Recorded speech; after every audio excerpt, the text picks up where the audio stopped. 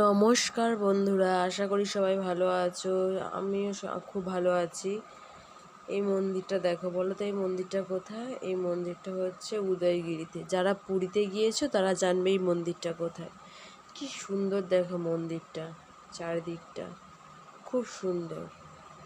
আর মন্দিরের চারিদিকটাও সুন্দর। মন্দিরটা অনেক উঁচুতে, পাহাড়ের অনেক উঁচুতে মন্দিরটা।